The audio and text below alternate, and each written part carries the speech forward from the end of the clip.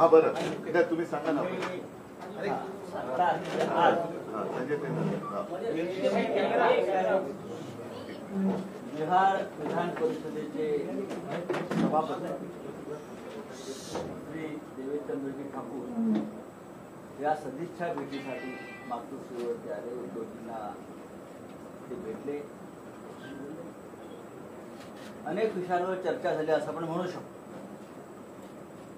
पण त्या चर्चा काय आहे त्या बंद दाराआडच अराजकीय चर्चा. जरी बिहार हे राजकारणाचं सध्या महत्वाचं केंद्रबिंदू झाला असला तरी चर्चा राजकीय आहे. ठाकूर साहेब हे जरी बिहारचे सभापती असले विधान परिषदेत तरी त्यांचं एक महाराष्ट्राशी नातं आहे. त्यांचं शिक्षण त्यांचं बालपण सगळं महाराष्ट्रावर मुंबई नाशिक पुण्या भागात. मी माननीय उद्योगींना विनंती करतो की त्यांचा आपण पुष्पगुच्छेतून स्वागत.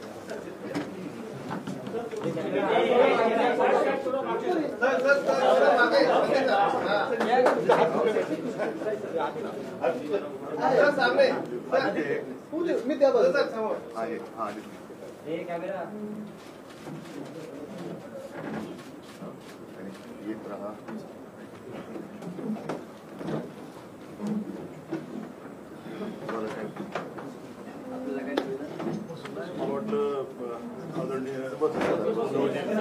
बस आपण बसून बोला. उद्धवजी आहेत बसून बोला.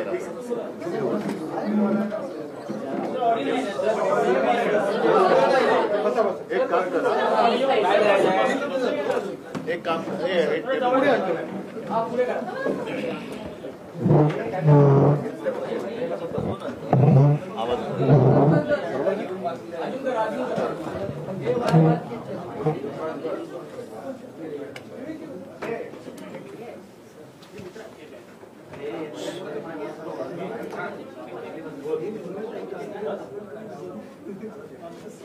सभी पत्रकार मित्रों को नमस्कार है. मैं देवेश चंद्र ठाकुर, सदस्य बिहार विधान परिषद पिछले 21 साल से और वर्तमान में सभापति हूं बिहार विधान परिषद का. मेरी शिक्षा महाराष्ट्र में हुई है और मैं समझता हूं आप सभी लोग मराठी समझते होंगे यहाँ पे, इसलिए मैंने मराठी में ही बात करूं तो अगर आपको इतराज नहीं हो तो. मी माननीय उद्धव ठाकरे साहेबांना भेटायला एक सदिच्छा भेटासाठी इथे आलो होतो आणि इथे आमचे जुने मित्र संजय राऊत साहेब, माननीय खासदार अनिल देसाई साहेब, आदित्यजी हे सगळे आम्हाला भेटले. आमदार कपिल पाटील आमचे मित्र आहेत. मी पण तिकडे पदवीधर मतदारसंघातूनच आहे. 21 वर्षापासून तिथे आहे, जिंकतोय. मुझफ्फरपूर तिरहुत निर्वाचन क्षेत्र स्नातक क्षेत्र आहे. स्नातक म्हणता आम्ही, पदवीधर तुम्ही पदवीधर म्हणता, आम्ही स्नातक म्हणतो. तर आमच्याकडे स्नातक निर्वाचन क्षेत्र आहे आणि मी माजी मंत्री पण आहे बिहार सरकारमध्ये. शिक्षण माझं महाराष्ट्रात झालं, मी तुम्हाला सांगितलं. तर मी फक्त सदिच्छा भेटासाठी इथे आलो होतो. परवा इथे मुंबईत आलो आहे आणि साहेबांना भेटायला आलो होते. बाकी सगळं जे काय बोलायचं असतील ते माननीय उद्धव ठाकरे साहेबच बोलतील. मी आपली रजा घेतो. मी बोलतो ना आपण येत राहा. त्यांना मी सोडतो. टेबल पर टेबल बोला. राष्ट्रीय अध्यक्ष शरद पवार यांनी त्यांच्या पदाचा त्याग करत निवृत्ती घोषित केलेली आहे. त्यामुळे महाविकास आघाडीमध्ये परिणाम होईल का? बघा, मला असं वाटतं की प्रत्येक पक्षाला पक्षांतर्गत व्यवस्थापन काय असावं हे करण्याचा त्यांच्या अध्यक्षाला अधिकार असतो. अजूनही तिथे निर्णयाप्रत कोणी आलेलं नाही, त्याच्यामुळे तो निर्णय होऊ द्या. मग काय मला बोलायचं ते बोलेन. पण मला असं वाटतं की महाविकास आघाडीला कुठे तडा जाईल असं अशी कोणतीही गोष्ट एनसीपीत घडेल असं मला वाटत नाही. उद्धवजी त्यांच्या आत्मचरित्रामध्ये अनेक मुद्दे उपस्थित केले, प्रश्न उपस्थित झालेले आहेत. विशेष करून तुमच्या संदर्भात बोलले की तुम्ही मुख्यमंत्री असताना बंदराला फक्त 2 वेळा आलात, हे आम्हाला पटलेलं नाही असं त्यांनी त्यांच्या आत्मचरित्रात. आता प्रत्येकाला आत्मचरित्र लिहिण्याचा, बोलण्याचा, सांगण्याचा हा अधिकार असतो. मी मुख्यमंत्री म्हणून काय केलं हे जगजाहीर आहे आणि म्हणूनच मला असं वाटतं की महाराष्ट्रामध्ये प्रत्येक कुटुंबाला मी त्यांच्या कुटुंबातील एक सदस्य वाटतो. मला असं वाटतं की याच्या पलीकडे यावरती मी काय बोलणं योग्य नाही. शिवसेनेच्या दृष्टीनं मुंबई हा अत्यंत महत्वाचा विषय आहे. परवाच्या सभेत पण आपण मुंबईचं खच्चीकरण कशा पद्धतीनं केलं जातं त्याचं उदाहरणासहित मांडणी केली होती आणि त्यांच्याच पुस्तकामध्ये मुंबई काही वेगळी करायचा काही केंद्र सरकारचा किंवा कुठलाही डाव नाही अशा पद्धतीने मी तूर्त एवढंच बोलेन की माझ्या मतावरती मी ठाम आहे. माझी मतं मी ठामपणे मांडलेली आहे. मी मांडणार आहे. तूर्त कोणत्याही परिस्थितीमध्ये महाविकास आघाडीला माझ्याकडून तडा जाणार नाही याची मी काळजी घेईन. याला जोडूनच आहे सावरकरांचा जेव्हा विषय निघाला होता तेव्हा नाही, आता तो विषय झाला. घटक पक्षांच्या भूमिका लक्षात येणारं नसावं. उद्धवजी, लोकसभा निवडणुका आता दृष्टिक्षेपात आहेत. असं असताना मोदींचा पराभव करण्यासाठी विरोधी पक्ष मोदींचा नाही, म्हणजे मी व्यक्तीचा पराभव कधीच करायला मागत नाही. मी वृत्तीचा पराभव करायला मागतो ठीक आहे. आणि म्हणूनच हुकुमशाही वृत्तीचा पराभव करण्यासाठी सर्व देशातील सर्व पक्षांनीच नव्हे तर जनतेने एकत्र आलं पाहिजे अशी माझी एक धारणा आहे. विरोधी पक्षांना एकत्र आणण्याची ताकद शरद पवारांमध्ये आहे असं अनेकदा म्हटलं जात आहे. तर त्यात त्यांच्या अध्यक्षपदाच्या राजीनाम्यात जी विरोधी बघा आता पक्षांची असं आहे एकजूट आहे, की त्यावर किती परिणाम आज सुद्धा बिहारचे सभापती महोदय येऊन गेले. राजकीय काही आमच्यामध्ये चर्चा झाली नाही, मी प्रामाणिकपणे सांगतो. कारण त्यांनी जर का त्यांची आणि माझी राजकीय चर्चा झाली असं जर कोणी समजलं तर कालच आपल्या विधानसभेचे अध्यक्ष हे दिल्लीत जाऊन रिजिजूंना भेटलेले आहेत. आता दोन्ही एकाच पक्षाचे आहेत. मुंबईत भेटले मला वाटतं. सॉरी, म्हणजे माझं हे नाही, मुंबईमध्ये भेटले आणि बंद दाराआड भेटले. मग आता हे तिकडे गेले असते तरी आणि ते इकडे आले असते तरी जो आता सर्वोच्च न्यायालयाचा निकाल अपेक्षित आहे त्या पार्श्वभूमीवर भेट झाली असं मानू का मी?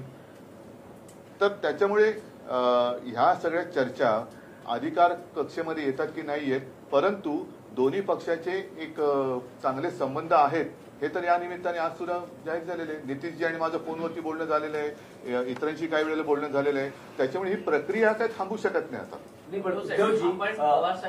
अध्यक्षपदाचा राजीनामा दिल्यानंतर राहुल गांधी, स्टॅलिन यांनी शरद पवारांशी संवाद साधला. तुमचा काही पवारांशी संवाद झालाय का? नाही, मी तुम्हाला सांगितलं तसं की प्रामाणिकपणाने पहिलं त्यांची पक्षांतर्गत जी काही घडामोड आहे त्यांना शेवटी अधिकार आहे त्यांच्या मनाप्रमाणे काय करण्याचा. दुसरं, कार्यकर्त्यांना सुद्धा त्यांच्यावरती तेवढाच अधिकार आहे. कार्यकर्त्याचा सुद्धा आपल्या नेत्यावरती तेवढाच अधिकार असतो जसा नेत्याचा कार्यकर्त्यावरती असतो. त्याच्यामुळे ते त्यांना मला असं वाटतं ते सगळ्यांच्या हिताचा जो काय असेल तोच निर्णय ते घेतील. त्याच्या आणि दुसरी गोष्ट काय, मी सल्ला कसा देणार त्यांना? परत म्हणजे मी दिलेला सल्ला पचनी नाही पडला तर काय करू? उद्धव साहेब, आपण देखील बरीच वर्ष राजकारणात आहात. शरद पवारांसारख्या एका व्यक्तीनं राष्ट्रीय पदावरून निवृत्त होणं एक महाविकास आघाडी. आता थांबा ना, उद्या 5 वाजेपर्यंत ते काही निकाल घेतात ना. आपण हे करण्यापेक्षा त्यांचं त्यांना चालू. आपण समर्थन देत आहे तर दुसरीकडे महाराष्ट्रातले मराठी नेते हे भाजपचा एक महत्वाचा विषय काढला. खरं म्हणजे आपल्याला सर्वांना कल्पना असेल की बऱ्याच वर्षांपूर्वी शिवसेना प्रमुखांचा मतदानाचा अधिकार काढला गेला होता कारण त्यांनी हिंदुत्वाचा प्रचार केला म्हणून. आता कारण नसताना कर्नाटक निवडणुकीमध्ये मग तो बजरंग दलाच्या निमित्ताने असेल किंवा आणखीन कोणत्याही निमित्ताने असेल, मोदीजी जे म्हणालेत की मतदान करताना बजरंग बली की जय का असं काहीतरी बोलून तुम्ही मतदान करा, तर मग मी म्हणजे आता जर माननीय पंतप्रधान असं बोलले असतील याचा अर्थ निवडणूक कायद्यामध्ये बदल झाला असेल धार्मिक प्रचाराबाबत असं मी मानतो. कारण त्यावेळेला हिंदुत्वाचा प्रचार केला म्हणून माननीय हिंदू हृदय सम्राटांचा मतदानाचा अधिकार काढला होता. ते निवडणूक तर कधी लढले नव्हते, लढणार नव्हतेच, पण त्यांना निवडणूक लढायला पण बंदी केली होती. पण ज्या अर्थी माननीय पंतप्रधान तिथल्या मतदारांना बजरंगबली की जय बोलून मतदान करा असं सांगत असतील तर मग मी तिथल्या कर्नाटक व्याप्त जो महाराष्ट्र आहे आणि तिथल्या मराठी माता भगिनींना सांगतोय की तुमच्यावरती कोणतंही सरकार आलं, कोणत्याही पक्षाचं सरकार आलं तरी भाषिक अत्याचार होतोय. तर तुम्ही सुद्धा मतदान करताना छत्रपती शिवाजी महाराज की जय बोलून किंवा जय शिवराय बोलून आपल्या मराठी माणसाची एकीकरण जी आहे, एकता जी आहे, अशा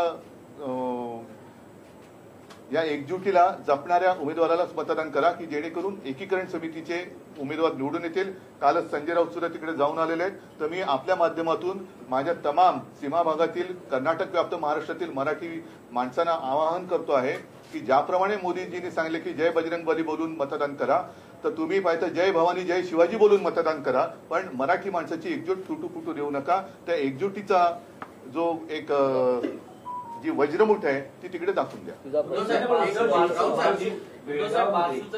बेळगावमध्ये महाराष्ट्र एकीकरण समिती सीमा भागात निवडणूक लढवते, पण काँग्रेस आणि भाजप महाराष्ट्रातले नेते जाऊन तिथे एकीकरण समितीच्या विरोधात किंवा त्यांच्या पक्षाच्या उमेदवारांचा प्रचार करतात.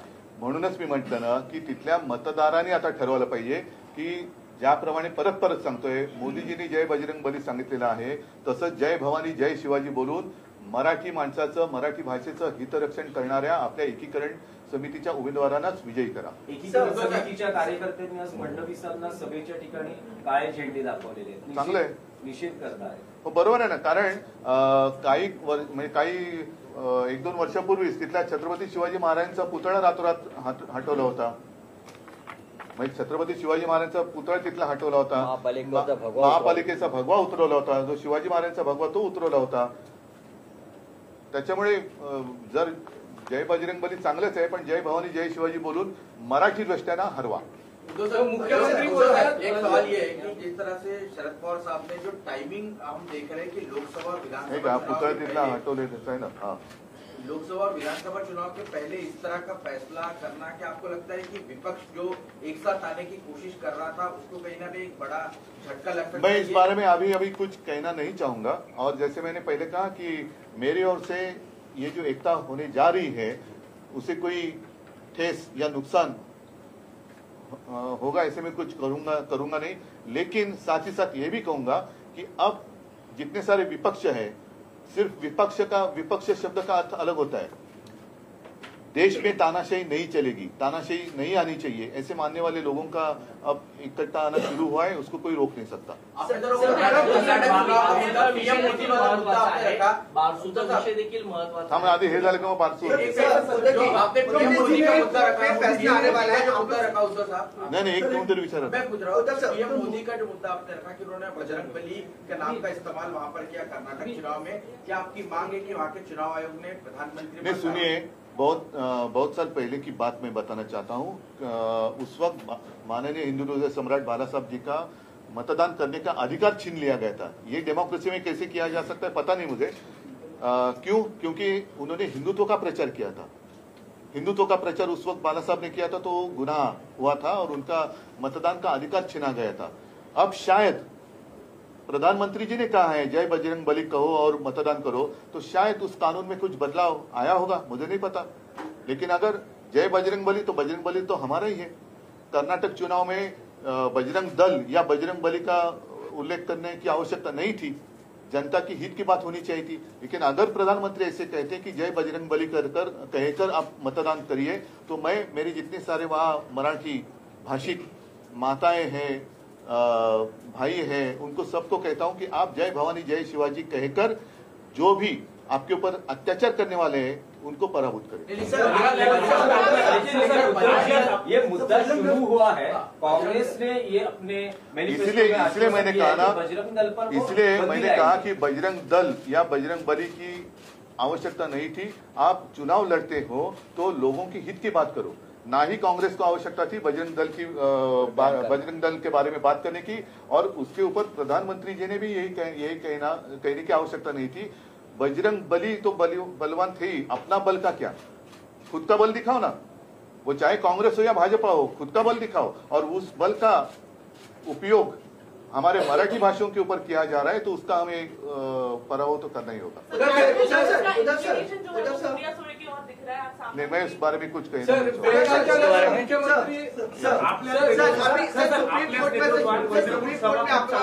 आपल्या नेतृत्वात भरघोस प्रतिसाद वज्रमुठ सभांना येत होता आणि या सगळ्या याच्यानंतर आता का सभा होणार नाहीत अशी देखील एक चर्चा होते. त्याचं जाहीर देखील नाही सांगतो तुम्हाला. ही गोष्ट खरी आहे की आम्ही सभांचा कार्यक्रम मे एंड काही जून पर्यंत ठरवला होता. त्याच्यामध्ये पुढाकार माझाच होता. परंतु गेल्या 15 दिवसापूर्वी जे घडलं त्याच्यानंतर ह्या सभा घेणं हे थोडंसं एक विचित्र वाटायला लागलं. कारण संध्याकाळची जरी सभा असली तरी दुपारपासून लोक येऊन बसतात. म्हणून आता परवाची माझी 6 तारखेची सभा ही 1 महिना आधी ठरलेली आहे, त्याला मी जातो आहे. मात्र आता आम्ही ह्या सभा पुढच्या थोडंसं मे महिना थांबून पुन्हा सुरू करायचा का याचा विचार आम्ही करतो. उद्धव सर सुप्रीम कोर्ट में आप लोग का मैटर चल रहा है, आपकी बात हुई है शरद पवार जी से? अभी नहीं की. सभा को लेकर कोई बात हुई है शरद पवार जी से? नहीं, अभी तो उनके बीच में जो चल रहा है वो होने दो पूरा. उद्धव सर सुप्रीम कोर्ट में आप लोग का मैटर चल रहा है, आप लोग बहुत कॉन्फिडेंट है कि सुप्रीम कोर्ट का जो ऑर्डर है आप हम न्याय की अपेक्षा कर रहे हैं. कॉन्फिडेंस का मतलब उसी समय एनसीपी में एक बड़ा घोटाला रहता है, शरद पवार जी रिजाइन कर देते हैं. इन दोनों मुद्दों को देखते हुए लग रहा है कि 2019 का मैटर फिर से दोबारा रिपीट एनसीपी होगा. का मुद्दा सुप्रीम कोर्ट में कहाँ है? हमारा मुद्दा है सर ना. आपका मुद्दा है, लेकिन अगर आपके फेवर में आता है तो ये आपको नहीं कि 2019 में नहीं शरद देखो, पवार जी ने ये किया तो दोबारा अगर फिर मगर से की हो बात सकता है. अगर मगर की बात क्यों करें हम? रुकिए ना, जो कुछ होगा जो होने जा रहा है. प्रकल्प ग्रामस्थांना सामनाचा हजवले आणि काँग्रेसची भूमिका ही शरद पवारांकडे संशयाने बघते. कारण का काँग्रेसचे नेते असं म्हणतात की 2 दिवस थांबा, यांच्या गाठी भेटी झालेल्या चित्र स्पष्ट होईल. तर आपल्याला देखील असा संशय वाटतो का की सामनातून भूमिका स्पष्ट झाली? सामन्याचा अंग्रेजी वाचलाय ना, मग मला कशाला विचारता? बारसू ग्रामस्थांना तो भेटला 6 तारखेला. हो. त्याच वेळेस बारसू समर्थकांचाही मोर्चा तुम्ही ज्या ठिकाणी सुरू करा, म्हणजे तुमचं दौरा जिथे सुरू होतं तिथूनच मोर्चा सुरू होतोय. तो त्यांचा आणि प्रश्न त्यांनी आहे. असं म्हटलं की हिंमत असेल तर येऊन दाखवा. मला हिंमत बिंमत मी त्यांची बघायला जात नाहीये. मी माझ्या लोकांना भेटायला जातो आहे. कारण एक गोष्ट खरी आहे की ज्या वेळेला नाणारमध्ये होणारा प्रकल्प हा रद्द केला गेला त्याच्यानंतर माझ्या ध्यानीमनी नव्हतं मी मुख्यमंत्री झालो. आणि साधारणतः तेव्हा मी तुम्हाला बोललो होतो की दिल्लीवरनं सुद्धा अशा काही एक सूचना यायला लागली की चांगला प्रकल्प आहे, कशाला जाऊ देता. मग आता हे सुद्धा जे तिकडे जे उद्या मोर्ची बिर्ची काढण्यात ज्यांचा पुढाकार आहे असं म्हटलं, त्यांनी माझ्याकडे आग्रह धरला की कोकणामध्ये चांगला प्रकल्प. म्हटलं बघा, शेवटी असं आहे की या प्रकल्पाबद्दल विचित्र मतं किंवा त्याच्या विरोधातली मतं ही प्रसिद्ध झालेली आहेत. रिफायनरीमुळे प्रदूषण हे मला महाराष्ट्रामध्ये काही परवडणारं नाही. पण त्याच वेळेला मी जाहीर केलं होतं की जिथे कुठे हा प्रकल्प त्याचं स्वागत होत असेल तर तिथे त्यांनी घेऊन जावा. प्रश्न असा आहे की हे आमचं सरकार यांनी पाडल्यानंतर गेल्या 6-8 महिन्यामध्ये महाराष्ट्रात येणारे चांगले प्रकल्प, मग ते वेदांत फॉक्सकॉन असेल आणखीन काही असेल, हे सगळे गुजरातकडे वळवले. म्हणून मी नाणारच्या वेळेला बोललो होतो, तेच माझं मत आजही ठाम आहे की केवळ माझं पत्र आज तुम्ही घेऊन नाचवताय तिकडे, तर माझ्याच काळामध्ये येऊ शकणारे प्रकल्प तुम्ही जाऊ का दिले? आणि म्हणजे याचा अर्थ असा आहे का की महाराष्ट्राकडे राख आणि गुजरातमध्ये रांगोळी असं मी ठरायचं का? आणि मग असं जर असेल तर कोणी कोणाच्या सुपारी घेऊन याला मला विरोध करण्यापेक्षा लोकांची बाजू घेऊन प्रकल्पाला विरोध करा. जर नाही तर मग प्रकल्प एवढा चांगला असेल तर जे मी ठरवलं होतं की लोकांसमोर जाऊन त्या प्रकल्पाचं सादरीकरण करायचं की जेणेकरून जर का त्यांचे गैरसमज असतील एक तर तुम्ही दूर करा, आणि ते दूर करता येऊ शकत नसेल तर प्रकल्प दूर करा. मग त्याच्यासाठी लाठीमार करून आणि पोलीस बंदोबस्त डोक्यावरती बंदूक टेकून तुम्ही परवानगी घेताय आणि प्रकल्प चांगले सांगताय, याला काय अर्थ आहे? आणि दुसरी गोष्ट उद्या समजा काय करतील ते त्यांचं करू दे. कोणाची बाजू घेऊन येत आहे? कारण तिथल्या जमिनी ज्या आहे त्या सगळ्या उपऱ्यांनी विकत घेतलेल्या आहेत. तुम्ही उपऱ्यांची सुपारी घेऊन माझ्याशी लढायला येत आहे का? माझ्या भूमिपुत्रांसाठी, माझ्या भूमिपुत्रांच्या घरादारावरती तुम्ही उपऱ्यांचा वरवंटा फिरवत आहात का? कशा काय त्यांनी जमिनी तिकडे घेतल्या? सरकारचं असं म्हणणं आहे की फक्त सध्या तिथे सॉइल टेस्टिंग सुरू आहे, कुठल्याही प्रकारचा निर्णय घेतला नाहीये ना.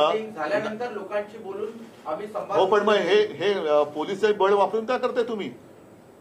लोकांसमोर जा ना, जसं मी चाललेलो आहे तसं तुम्ही जा, तुम्ही लोकांमध्ये जा. मला अडवण्यापेक्षा लोकांमध्ये जाऊन त्यांचे जे काही प्रश्न असतील त्याला उत्तर द्या.